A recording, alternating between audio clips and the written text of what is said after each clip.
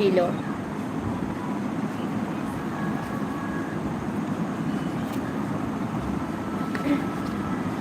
এক number function হচ্ছে haemoglobin.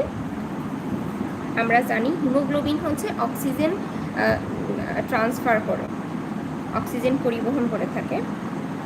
দেখো হিমোগ্লোবিন, হিমোগ্লোবিন ট্রান্সফার অক্সিজেন। এটা লাংস থেকে বিভিন্ন ধরনের সেলুলার টিস্যুতে হচ্ছে ট্রান্সফার করে। From the lungs two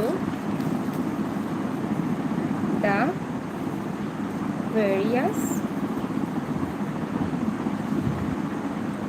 cellular tissue of the